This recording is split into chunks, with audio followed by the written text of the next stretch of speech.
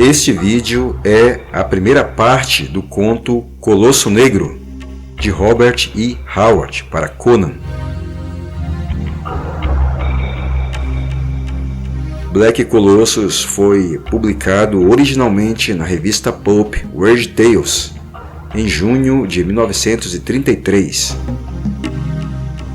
Foi adaptado aos quadrinhos pela Marvel em outubro de 1974, na revista The Savage Sword of Conan número 2. No Brasil, sua adaptação aos quadrinhos foi publicada pela primeira vez na extinta revista A Espada Selvagem de Conan número 3, em outubro de 1984. Portanto, 10 anos depois da versão americana. Ao contrário do que Roy Thomas normalmente fazia quando adaptava o conto original de Conan, no Brasil os títulos das histórias eram modificados pelos editores da Abril. Com isso, o conhecimento acerca da obra de Howard era subvertido ou até ignorado. Aqui o título da história virou A Libertação de Tugra Khotun. Décadas depois, todas as histórias de Conan, da The Savage Sword of Conan, foram republicadas no Brasil. Finalmente teríamos a chance de corrigir este grave erro. Mas, para o nosso espanto, a editora Panini usou o mesmo título da editora Abril, e não o título original que fora usado, inclusive, por Roy Thomas. Aqui neste vídeo, o conto será ilustrado com a versão colorida que foi publicada na revista Marvel Treasury Edition, número 15, de 1977. Você pode encontrar este conto no compêndio Conan o Bárbaro, volume 1, de 2017, da editora Pipoca Nanquim. Para comprar, você pode usar o link que está na descrição do vídeo.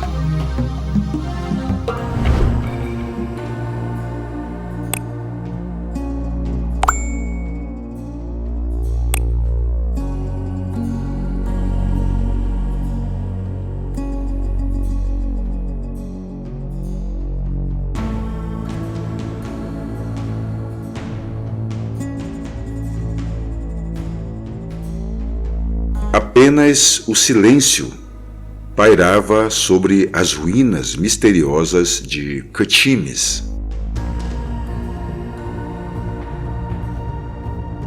Mas o medo estava presente. O medo aturdia a mente de Shivatas, o ladrão, tornando sua respiração rápida e acentuada contra os dentes cerrados. Ali, parado, ele era o único átomo de vida em meio aos monumentos colossais de desolação e decadência. Não havia nem sequer um abutre na forma de um ponto negro contra o vasto céu azul, que o sol envidraçava com seu calor.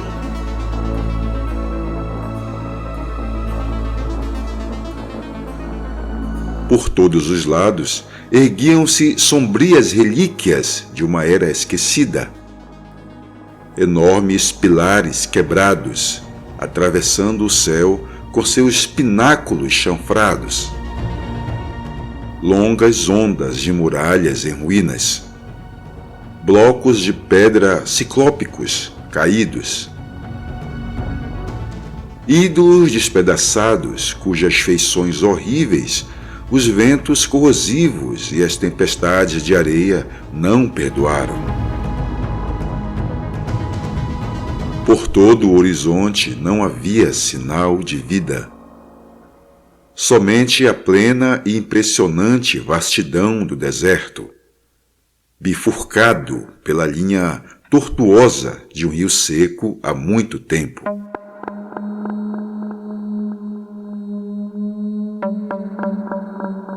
No meio daquela multidão, As colunas se erguiam como mastros quebrados de navios afundados.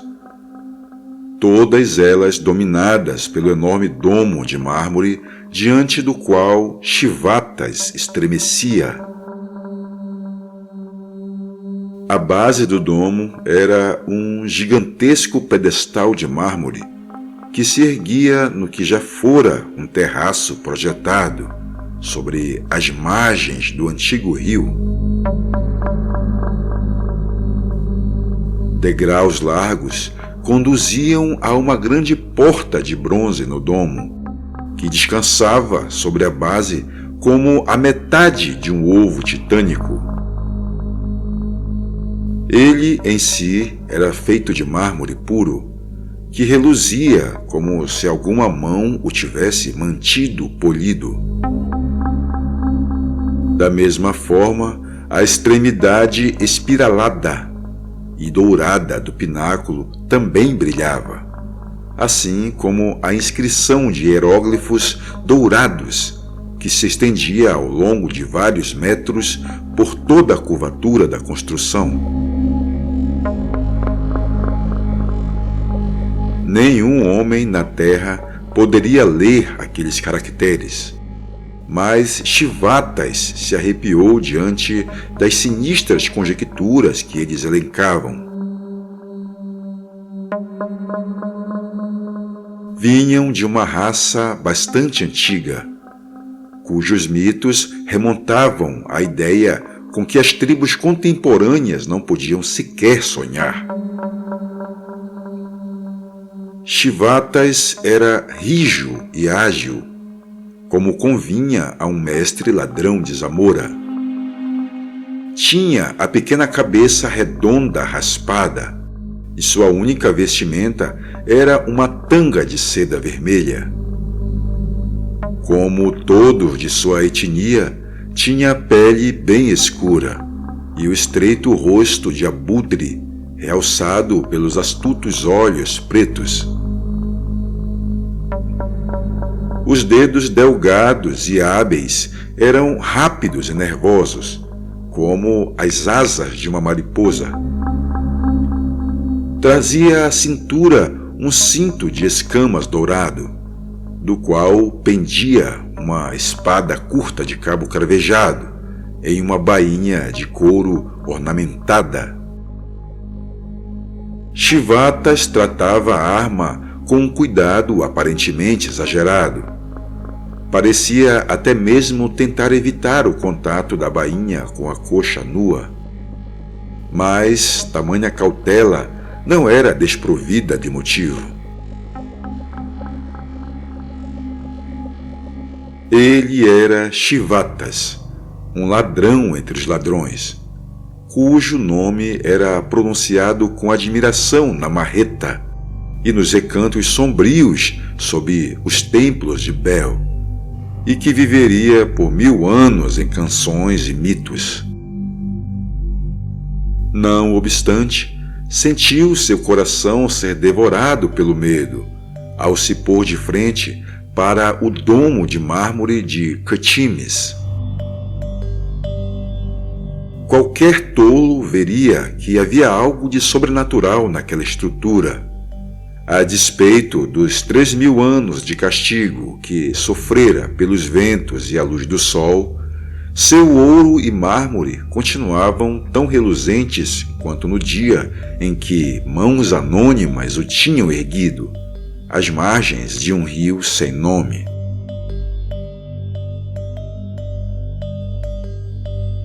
Aquela condição sobrenatural combinava com a aura das ruínas assombradas por demônios. O deserto era a misteriosa vastidão que se estendia a sudeste das terras de Shem. Shivatas sabia que seguir por alguns dias de camelo naquela direção o levaria até o grande rio Styx.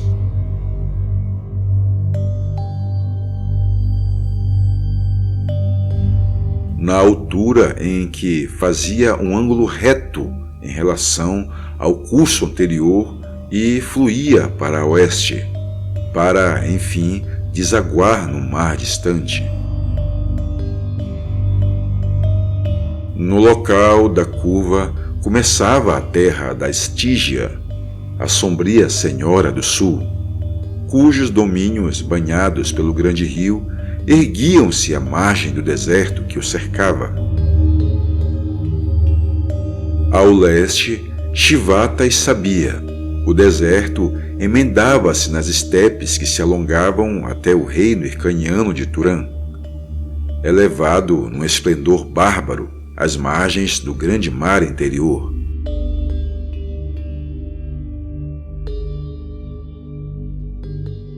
A uma semana de cavalgada para o norte, encontrava colinas áridas, além das quais situavam-se as férteis terras altas de Koth, o reino mais ao sul das raças iborianas.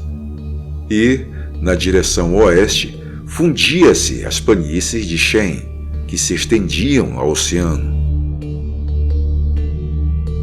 Shivata sabia disso tudo em um nível não exatamente consciente, da mesma forma que um homem conhece as ruas de sua cidade.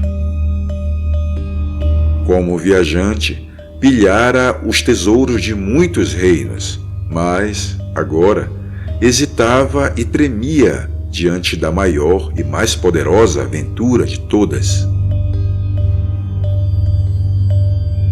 Naquele domo de mármore jaziam os ossos de Tugra Khotan, o sinistro feiticeiro que reinara em Katims há 3.000 anos, quando os reinos da Estígia se estendiam bem mais ao norte do grande rio, por sobre as planícies de Shen até as terras altas.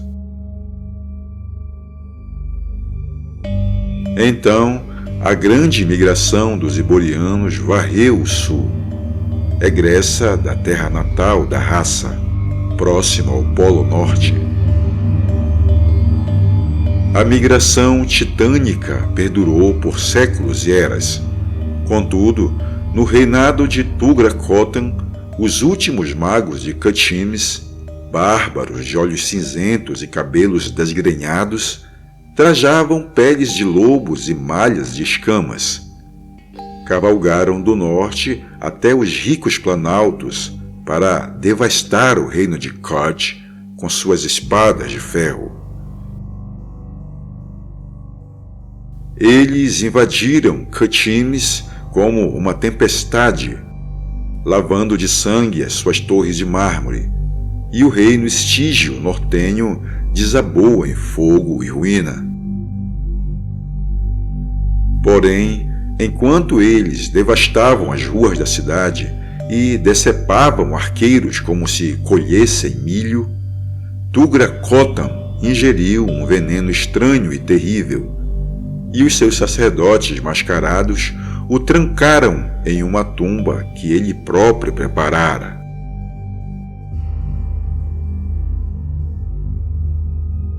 Seus devotos morreram em torno dela, num holocausto escarlate.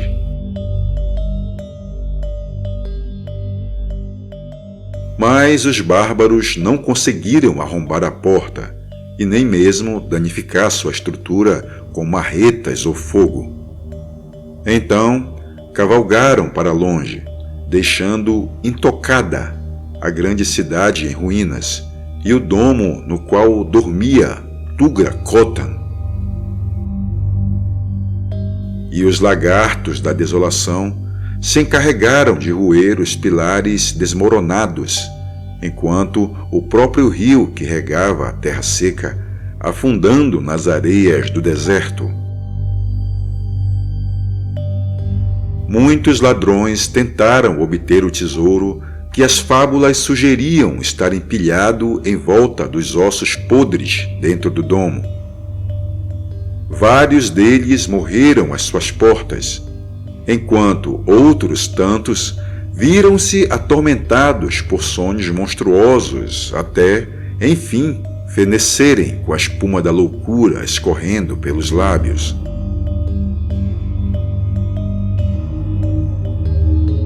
Por isso, Shivatas estremecia ao encarar a tumba, e o seu tremor não era causado apenas pela lenda da serpente que diziam guardar os ossos do feiticeiro. O horror e a morte cobriam todos os mitos de Tugra-Kotan como uma mortalha. De onde estava, o ladrão podia ver as ruínas de um grande salão, no qual centenas de prisioneiros acorrentados eram postos de joelhos durante os festivais, apenas para terem a cabeça decepada pelo rei sacerdote em honra a Set, o deus serpente da Estígia. Em algum lugar ali perto existira o poço, escuro e terrível, onde vítimas eram entregues aos gritos para uma monstruosidade amorfa e inominável saída das profundezas infernais. Segundo as lendas, Tugra-Kotan era mais do que humano e continuava adorado por um culto degradado de asseclas que imprimiam sua imagem em moedas, a fim de pagar a passagem de seus mortos pelo grande rio negro, do qual o Styx não passava de uma sombra material. Shivatas vira tal imagem em moedas roubadas sob as línguas dos mortos, e ela ficara gravada, indelével em sua mente. Deixando de lado os medos, ele foi até a porta de bronze, cuja superfície lisa não apresentava nenhum trinco ou maçaneta. Mas não fora à toa que obtivera acesso a cultos sombrios, que ouvira os sussurros soturnos dos devotos de Skelos, debaixo de árvores à meia-noite, e lera os tomos proibidos encadernados em ferro de Vatelos, o cego. Ajoelhando-se diante do portal, tateou o batente com seus dedos ágeis, encontrando projeções pequenas demais para o olho detectar ou dedos menos hábeis descobrirem.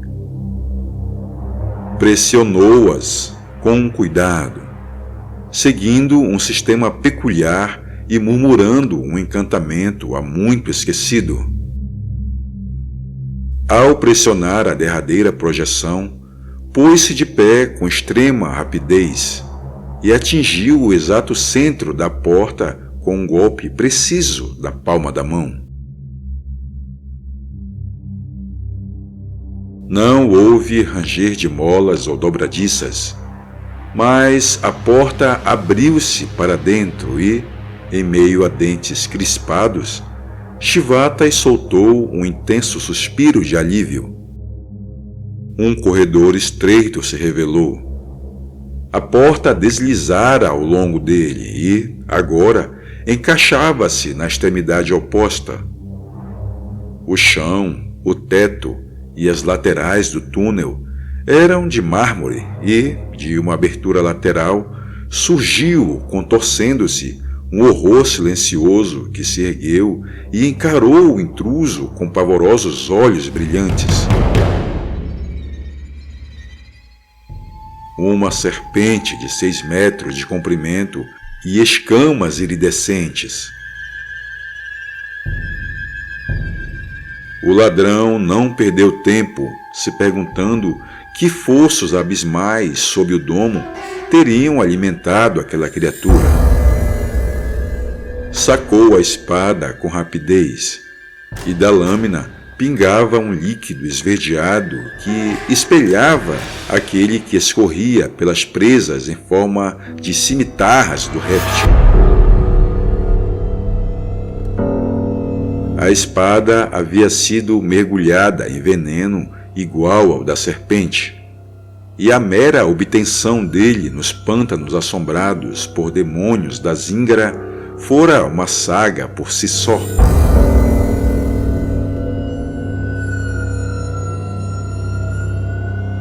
Shivatas avançou com cautela, os joelhos ligeiramente dobrados, prontos para saltar como um raio para a direção que fosse. E ele precisou de toda a sua velocidade coordenada quando a serpente arqueou o pescoço e deu o bote, arremetendo toda a extensão do corpo.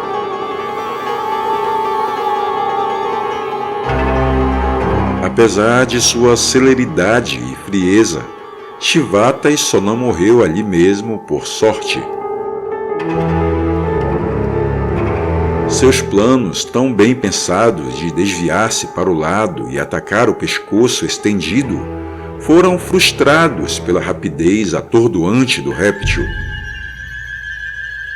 O ladrão teve tempo apenas para estender a espada à frente, fechar os olhos involuntariamente e gritar. Então, a espada foi arrancada de sua mão, e o terrível barulho de açoites e corpos se debatendo invadiu o corredor. Ao abrir os olhos, estupefato por ainda estar vivo, Shivatas viu a criatura se elevar e enrolar a própria forma esguia em fantásticas torções, com a espada transfixada nas gigantescas mandíbulas. Puro acaso a fizera se arremessar contra a lâmina segurada às cegas.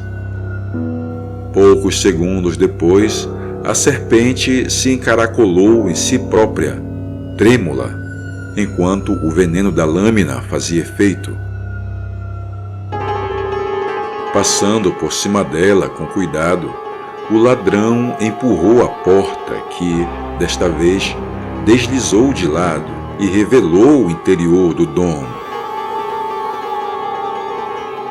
Shivatas deu um grito. Em vez da mais profunda treva, viu-se diante de uma luz carmesim que pulsava além da capacidade dos olhos mortais. Ela vinha de uma enorme joia vermelha posicionada no alto do arco abobadado, e Shivatas ficou boquiaberto.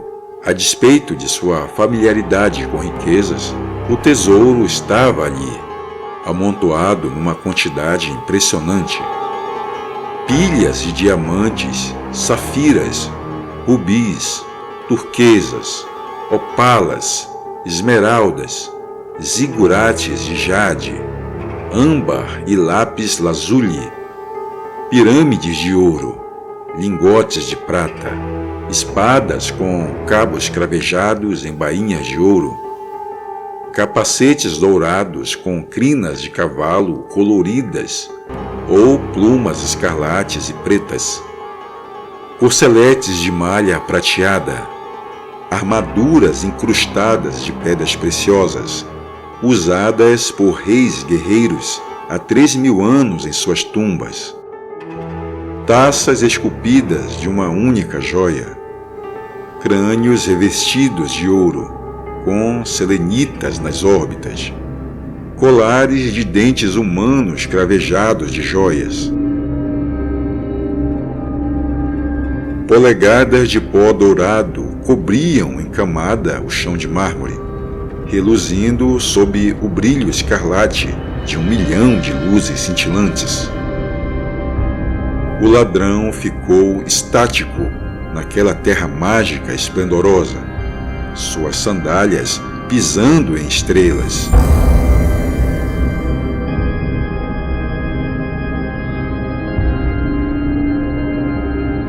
Mas seus olhos estavam focados na plataforma de cristal que se erguia em meio àquela cintilante disposição, diretamente sob a joia vermelha, e sobre a qual deveriam estar repousando os ossos podres, tornados pó há muitos séculos, e, enquanto Shivatas olhava, o sangue foi drenado de suas feições escuras.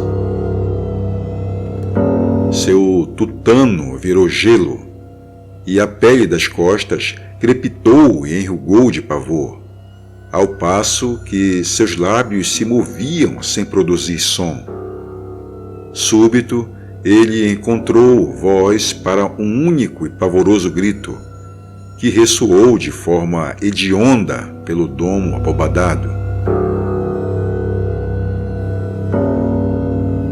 Então, mais uma vez, o silêncio das eras voltou a cair sobre as ruínas misteriosas de Cotchimes.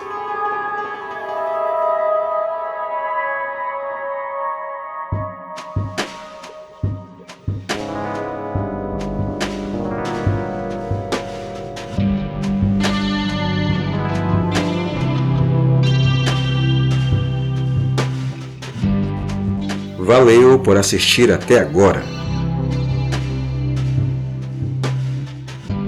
Se você gostou e acha que devo continuar produzindo este tipo de conteúdo, então dê uma força deixando o seu like. O Crônicas Iborianas é o canal do Conan. Aqui toda semana tem conteúdo sobre o Cimério. Então, se não for inscrito, cogite se inscrever. Por enquanto, você também pode ajudar o Crônicas através de mais duas formas, além do like. A primeira é utilizando o nosso link para fazer suas compras na Amazon.